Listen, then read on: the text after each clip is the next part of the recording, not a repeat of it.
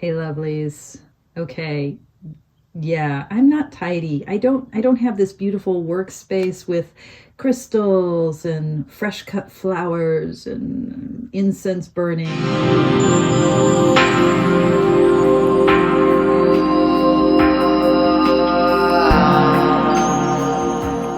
This is my workspace. These are some of the books I'm thinking about right now. And these are, well, these are my writing implements. This is my incredible, this baby, my Olympia Report Deluxe. And my newest baby, here she is. This is a real splurge. Quite a niche item. I'll have to talk about my free write. I'll have to talk about her later. I don't know why she's a her. Why do I gender my writing implements female? Oh well. And then, you know, my Mac. So, and some pens. How many tools does a gal need to write? Not quite as many tarot decks as she needs, apparently. Well, to be fair, there's more untidiness. This is, that's where I zoom from. That's the iMac I used to zoom from. And some more decks that I'm working on. Right next to my Buddha altar, my main altar, and then my Kuan Yin altar, which is my tarot altar. See, nothing's tidy, nothing's gorgeous. It's just, this is, you know, working sacred space, my sitting place, a tripod I use for filming. Notice this is so Oregon. I have both a heater and a fan because, you know, you don't actually know what the weather will be like. And then my tansu, my beautiful tansu with the little Jizo Bodhisattva that I picked up when I was doing my my Buddhism and Tarot workshop with Bob Place at Omega, and some other trinkets. And yes, there are lots of decks in there. These aren't the decks that are in, and then there are decks on top. They're, you know, everywhere decks. Here a deck, there a deck, everywhere a deck. But today's video, what's in rotation right now? So I think we have well established that Esther is not exactly a model of organization and method when it comes to the acquisition and accumulation of decks on her reading desk.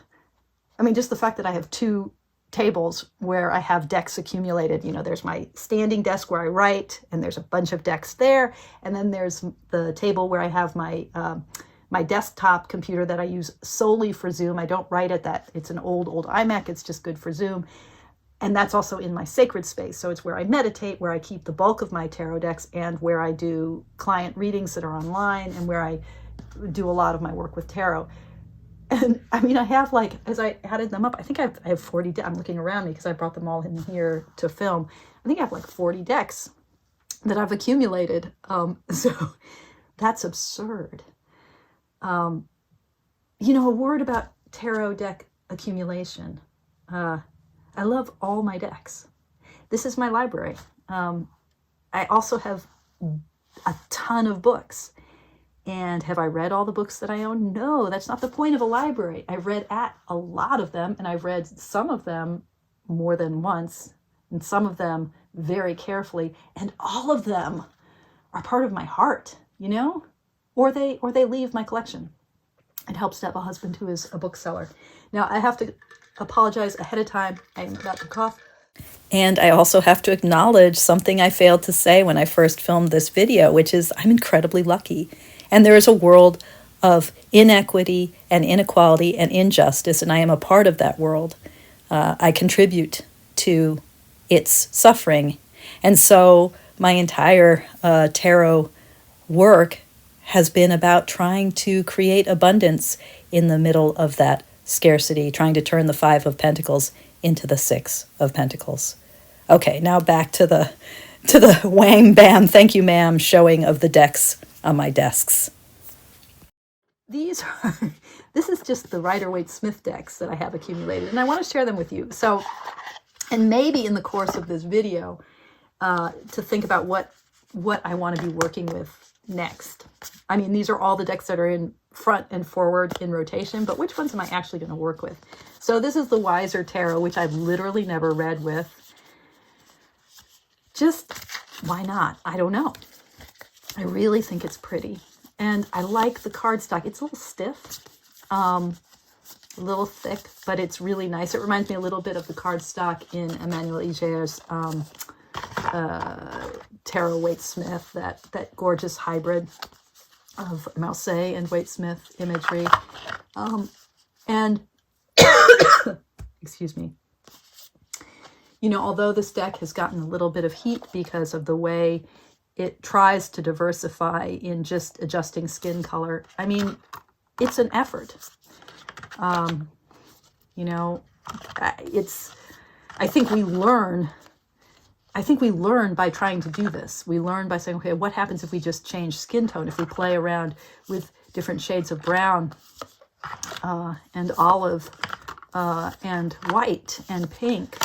And there are, you know, I mean, like the Hangman, a bunch of the trumps, the skin is white. I mean, not just the trumps, I guess. And so there's a full range, everything from a kind of peach to a yellow to a kind of light olive brown, you know, everything. So there's an effort here. But what I admire about this deck, besides its attempt, is the watercolor, which I think is really pretty. So I have this out because my intention was to start bringing this into my public readings. And I'm going to be doing like a little fair, actually as part of Nurses Wellness Week next week at the hospital. I'm going to be doing kind of mindful tarot readings for the nurses. And I was thinking that maybe this is the deck I bring for that. So if that's the case, I need to break it in and do some readings with it over the next week. The Weiser Tarot. The deck that I have been using a lot in readings over the past few months is one of my CS tarots. This, I think, Conrad Steyn, you nailed it. This is, I've talked about this particular version of the deck. This is the second edition, I think, and this is it on plastic cardstock, that fabulous Make Playing Cards plastic. I love this deck. I love the reimagination of the crackleback. I love it in the amber. I also like it in the black, but my favorite is the amber and the gold. I think there's a gold, isn't there?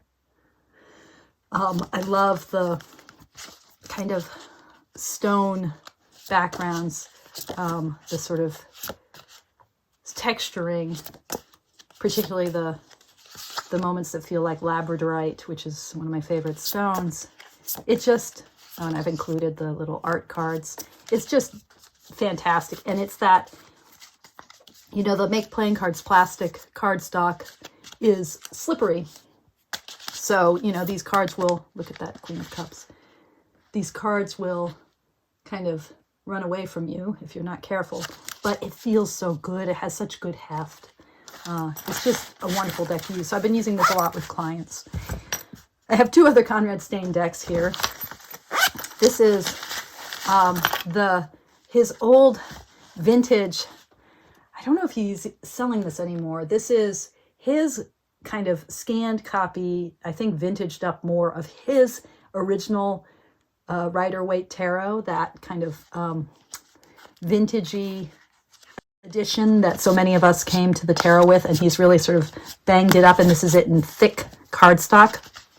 And it's that Make Playing Cards thick stock, which is wonderful, and I love it. I love the, you know, there's something that feels really community oriented of having this deck that feels like it's Conrad sharing his beloved old first tarot deck, beat up and vintagey, worn by many, many, many readings, already broken in. So it's worn not just because it's an old deck. It's not an old deck. It's not the Roses and Lilies. It's the original. But it's worn because it was used, or that's the appearance that this has just been beat up by being read again and again and again. And it's that thick cardstock. Now, as it turns out, in practice, I find this thick cardstock actually not so, I love to hold it, I love to look at it, but you know, you can't really riffle it because it's so thick, and the deck is really thick for overhand shuffling. So I keep feeling like I need to really break it in, like I need to work with it a lot. So I haven't done that, but my intention has been to work with it a lot. Then here is his facsimile of the Pam C. And I haven't worked with this at all, but I love having it. Here's what I love about the Pam C. Look how sweet that face is. Just look at that. You know, the line drawing, it's like this recreation of Pixie's line drawing that makes the faces just look so sweet and kind of, I don't know, more childlike almost. So I really love the Pam C, and I just haven't read with it. This is, you know, I think this is Superior Smooth. Maybe this is Standard Smooth Make Playing Cards. It feels great in the hands, and I just have this out. And again, I have this intention. There's the oh shit squiggle. I have this intention to work with it, but I haven't. But it's out because that's my intention. And then finally, this is until I started bringing my CS tarot back into rotation. This is the one that I was reading with all the time. This is my Blushing Fool. So this is, this deck is just so sweet to me because of all of the flaws, like, you know, the fact that the printing was completely fucked, the number of cards. It has that,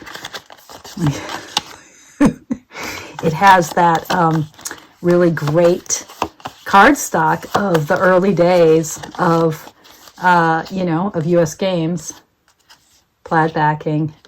And I just use it. I don't worry about, like, you know, damaging it. I just read with it. I think that bend in the Fool probably comes from the fact that I've read a whole bunch with it. And there's my Blushing Fool. This is a working deck. I have other early 70s copies of the Waite Smith, so I can, you know, I can have this one, my Blushing Fool, you know, my intention with it. I got it I think I spent $40 on it. I got it from a dealer who, you know, wasn't interested in making a lot of money. She wasn't a tarot person, and she was happy to pass the deck on to me. And as she could tell from how much I liked it, that it was probably worth more than she was asking for it. So it didn't cost me very much. And so I really read with it. But as I said, this one's been in heavier rotation. So I think, I do think I have to fulfill the intention of bringing the Weiser into greater rotation. And I have to start playing with the Pam C just to see what happens with these little pixie faces over here. Okay, so moving right along. Two other decks that are very Waite Smith derivatives. So this is my vintage Keishobou Tarot, that early 70s, first Japanese published tarot deck with this fabulous kind of melding of a woodblock style and a Waite Smith imagery, and in like this palette of, you know, the butterscotch and the teal green blue, you know, and so it's 1973. I love the sweet backings. It's got, if you know, like the hoi polloi, it's like that early, very cardboardy feeling cardstock, which nonetheless, you know, has a core, I think. And I own a study copy of this deck, plus Anna Kremke's vintage versions of it. She has been so generous to send me a couple of her revisitings of it, the prototypes. So I actually do read with this one. I don't baby it. I let it be a deck that I will use. You know, with all of my vintage decks, almost without exception, it's like if they don't sit. The only exception is that I have a Pam A and a Pam B that I was incredibly fortunate to acquire. Just sometimes magical things happen and you can afford them. So those I don't read with. But all the other ones, you know, I read with it. But I have to say that Anna's vintage version of it on Make Playing Cards in the US Games size, I love this. I love this edition. And this is a linen finish and has the sort of darkened backs. And it's just, I think it's really fun.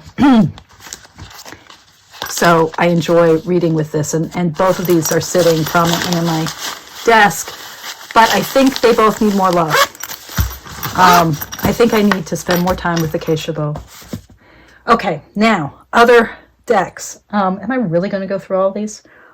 Yeah, maybe I will. All right, so there's a whole bunch of Pip decks and Marseille style decks that I'm thinking about right now.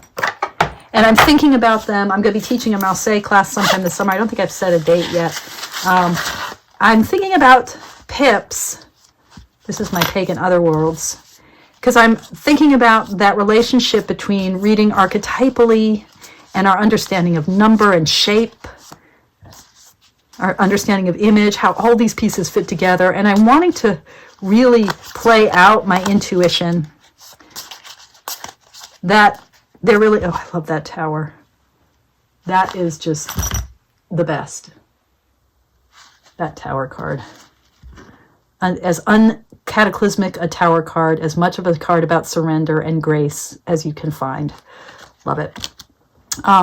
So I want to play out my intuition, as I was saying, that there's really only one system of tarot. And so how do we, in thinking about number and thinking about the pips, how can we get to the very bones of tarot?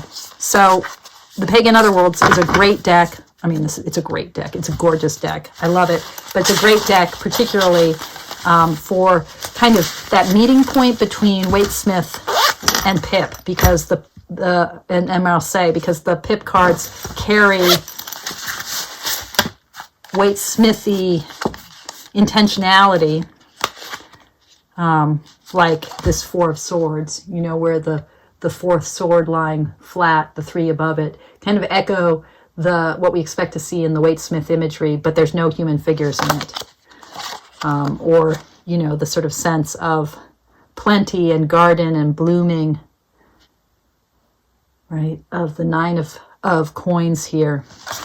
Oh, look at that splendid death card. So this is a Pip deck that kind of presents a meeting point between Waite-Smith imagery and Marseille. And then there's something like the Anatomy of Tarot, which I really want. The Anatomy of Tarot, Antique Anatomy Tarot, which I really want to love, but so I avoided buying it because I knew I would hate the cardstock. I keep wanting to get a indie version of this deck. If any of you have one that you want to trade or sell, please contact me. I've been trying to get one of the early indie versions of this deck with the hopes that the cardstock would be better. And I don't know if I know that the cardstock changed. I bought this off of Amazon a few months ago. I think this is the newer cardstock, but if it's possible that there's a more flexible, like more Llewellyn-like cardstock in the mass, I'm interested in that too. If you have one of those, I'd be interested in trading or buying it from you, perhaps, because this deck is so interesting in what it's doing with the pips. They're not Marseille exactly, and they're also not like what the Waite-Smith kind of, the Waite-Smith influenced pip imagery in the Pagan Otherworlds is. They're sort of closer to Marseille, but still in a world of their own. So I want to spend some time with this deck and try to understand what it means. And again, this work with pips and Marseille is for me a way of kind of fleshing out the sense that there's only one system of tarot. There are different lineages, and embracing number and how it works in the tarot is going to be a way for us to fully understand the archetypal import of tarot. So then there's some flat out Marseille decks that I'm wanting to work with. So this is the Jacques Vieville of Artisan Tarot with its unbelievable palette. It's just, and it's quirky, bulbous. Sorry, that was just, could you tell that I just spit on my cards? Sorry. Oh, Esther, oh my God. It's, you know, it's sort of like not refined. It's kind of bulbous. But oh my God, this deck. I love it. I love this deck so much. So, you know, diving into the quirkiness of this Tarot de Marseille. I haven't worked with it really. I think this will be the deck I feature when I teach my Tarot de Marseille class. But then there's also this lovely, which is, what is that guy's name? Victor Pitisici? Am I getting his name wrong? I bet I am. Oh, darn it. Anyway, it's his antique version of the 1JJ, you know, the Swiss tarot. That sort of started it all for Stuart Kaplan. And I love how he rendered the coloring, and I love the linen finish. Conrad Steyn also has a beautiful vintage version of this deck, which I also own, and of course I have my own, you know, 1971 version of it, but I think this is my favorite because of the linen cardstock and the muted palette, and the fact that he has some alternate cards, like a High Priestess in addition, and a High Priest in addition to Juno and Jupiter. Where are they? So he rounds out the imagery. There's his High Priestess, and look at, I don't know how he got these images, if he created them himself or he brought them over from another deck. So there's Juno, right? Oh, and there's the Hierophant instead of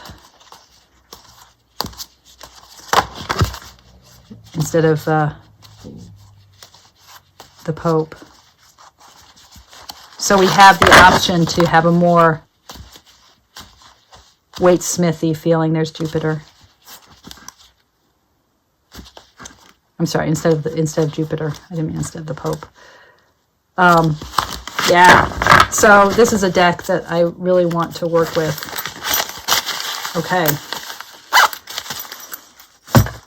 And this just fell out of my bag, and I realized I was carrying around the Noblet Majors.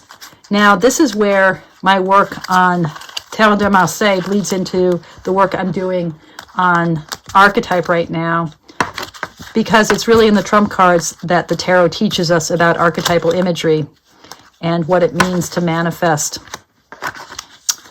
what it means to bring forward these images that speak to deep, deep psychological structures in us, that express some deep psychological pressures on us that are bigger than the ego. We learn about that through the trumps. So I think I need to work with just a trump deck, and William Rader and Christine Condor have, you know, in making available these free, essentially free Noblet trump decks, have made that really easy. I featured this gorgeous thing, the Talisman Tarot, which is another kind of Marseille style deck. It's very much like the Tarot des Ozarks, which I love. And it does also kind of enter into that space where we start to see the talismanic archetypal force of the traditional tarot, the French tarot, the Tarot de Marseille, and the cardstock in this deck is unbelievable. So all these decks kind of represent my archetype work, culminating in, not least in this is the deck that I featured in my most recent video, the Spectrowhirl Tarot, which is a little bit like the Antique Anatomy or the Pagan Otherworlds in that it's pippy, but it's pippy in a way that leans toward a Waite-Smith imagery. So it's kind of a transitional deck, kind of in that in-between space, and it's just so yummy. I love this deck. And then, of course, my Soul Cards Tarot, which is all about archetype, right?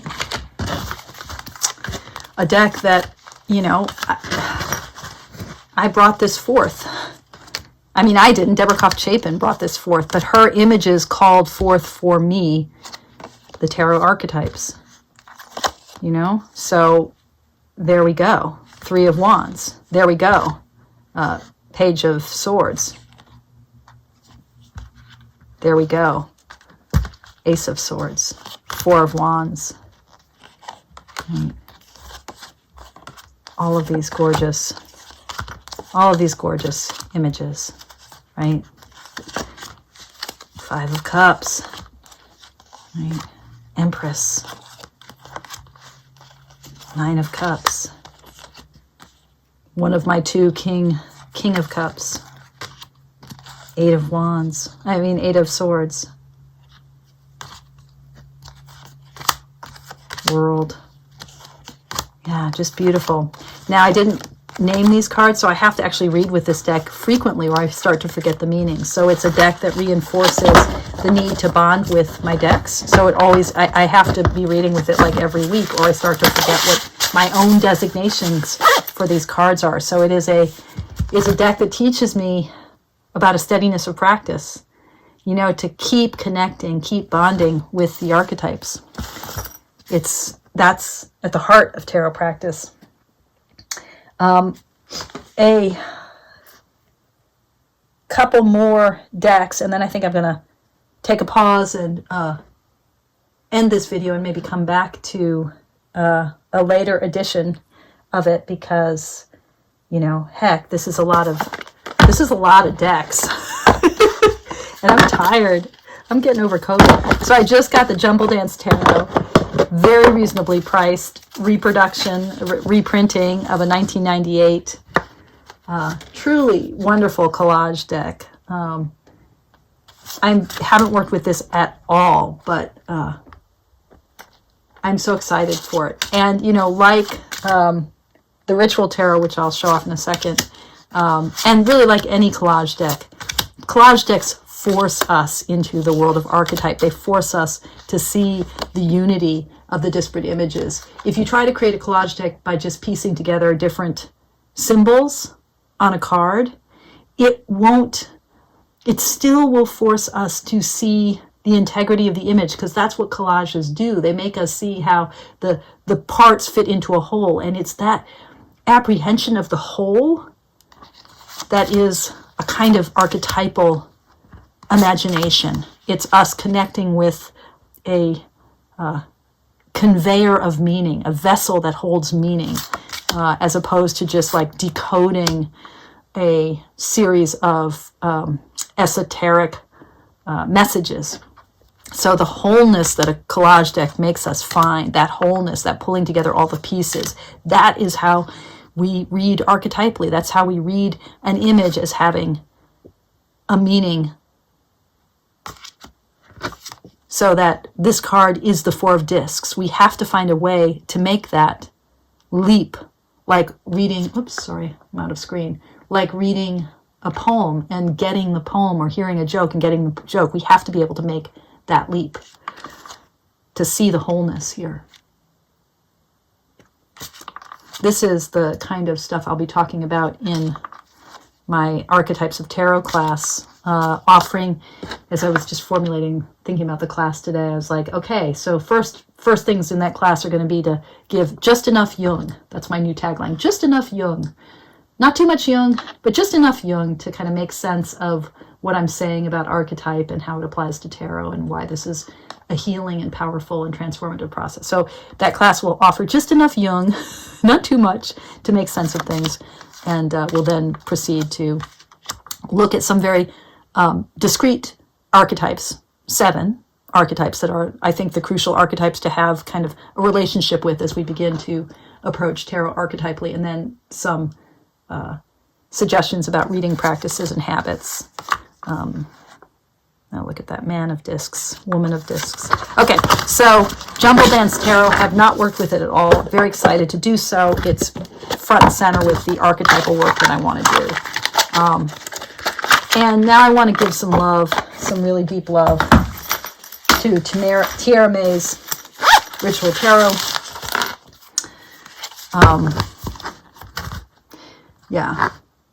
this is a deck that I've featured before. And I think in my last video, I said that I reached out to Tierra after I heard about this deck and saw it. And I asked her if she would consider having me review it.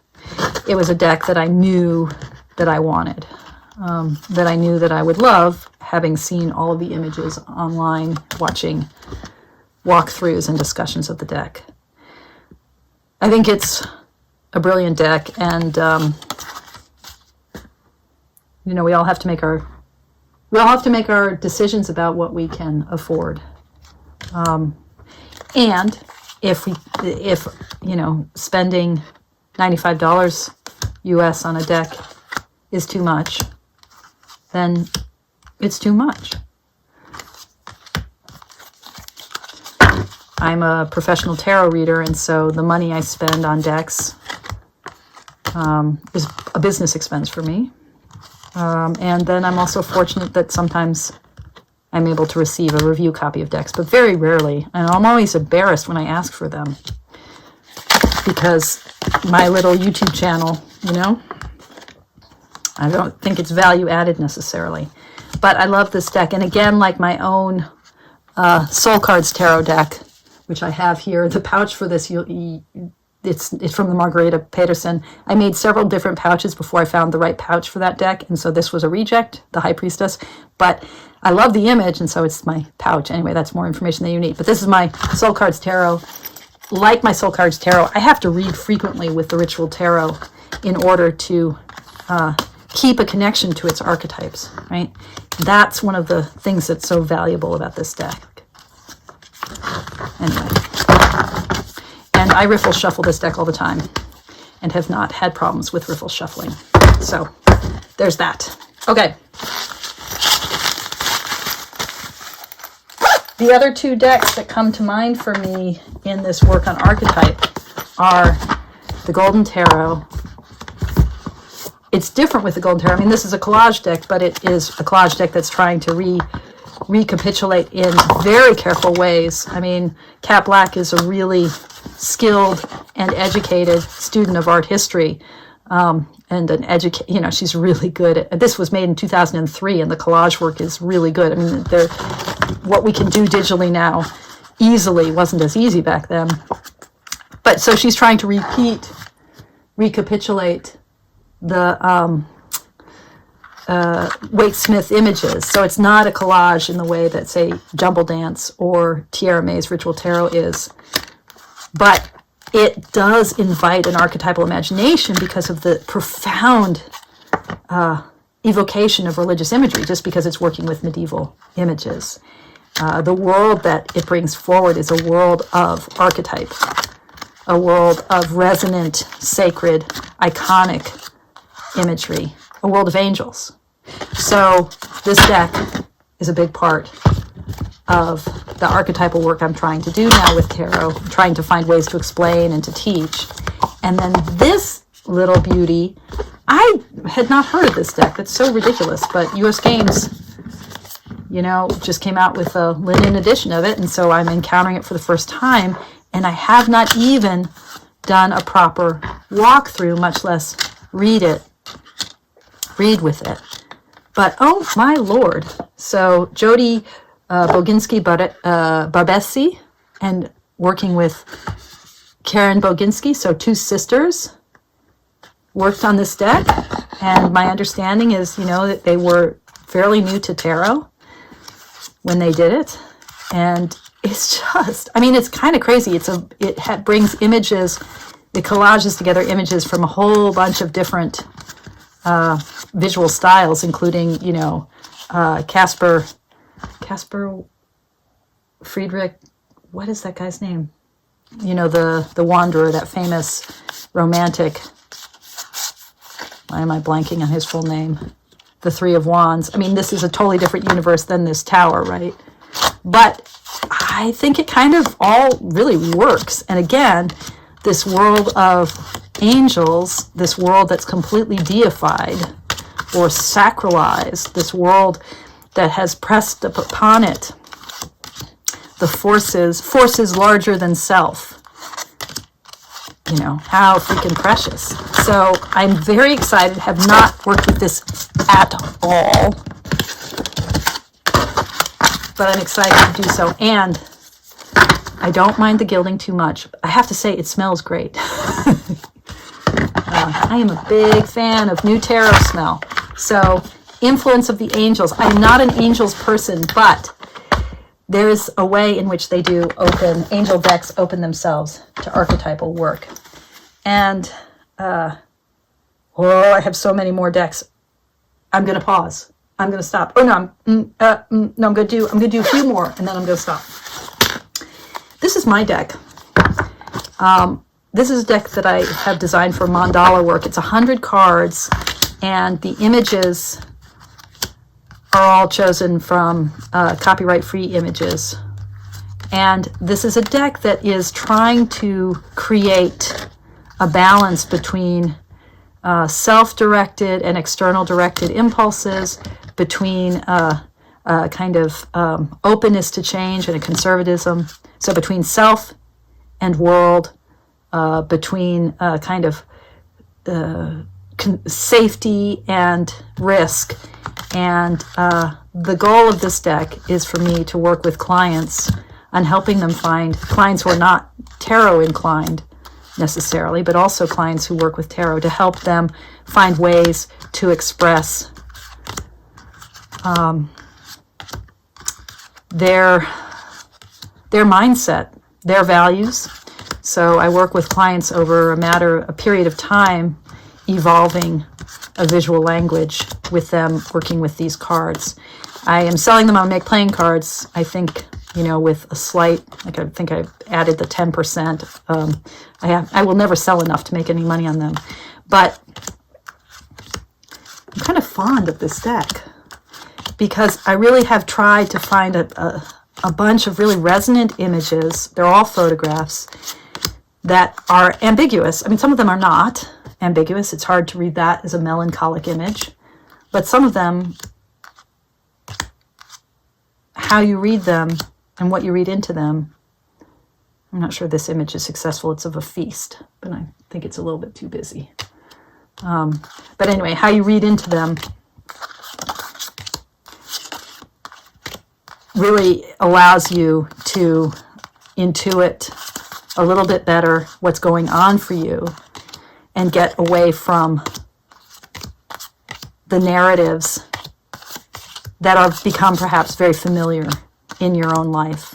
So it's to help people unlock a sense of what's stuck, what's in motion, where there needs some attention, some balance. These are the backs. It's really, it's an effort to have a tarot deck for people who aren't going to ever necessarily learn tarot, or for tarot people who need something that will break them loose. And I think I call it Mandala Work Tarot. I'll put a link to it below. And I am interested in maybe developing what I've been doing with clients for a while now into a method that I can teach. So stay tuned for more about that. And then the last 3 decks that I will share in this video, although I might share more decks in another video because I think I still have about 20 decks here. No, maybe not. 2, 4, 6, 8, 10, 12. Maybe I'll just go through them all. So I have my playing card decks. Again, this is tied. This is wonderful. This is MJ Cullinane's Beyond the Veil playing cards, and I think I got them for free by buying the Crow Oracle, the Urban Crow Oracle, and its expansion pack when that was still an indie deck. And they are beautiful. They are beautiful playing cards, that beautiful linen with these wonderful images. And just another way to work with number. I mean, it's not a Lenormand deck, it's just playing cards. But these images drawn from, I think, all of her decks, actually. Like there's for Hexa and Crow Tarot and Grimalkin. And so they're images from her decks, which I think you could probably, if you knew her decks really well, it might be that there would be some resonances that you could read, like the Strength card here for the King of Clubs. There there might be some resonance that you would read. That would be an interesting path to take. But just as a beautiful deck, you know, like the Queen of Wands here is the King of, maybe is that her Queen of Wands? I don't know. I mean, Queen of Swords. I don't know. But here's the King of Diamonds. Anyway, a really cool little playing card deck. And then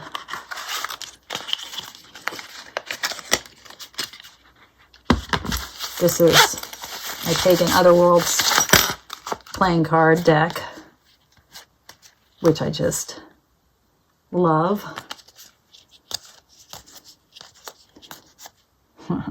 That Queen of Swords knocks me out. That Queen of Cups also knocks me out.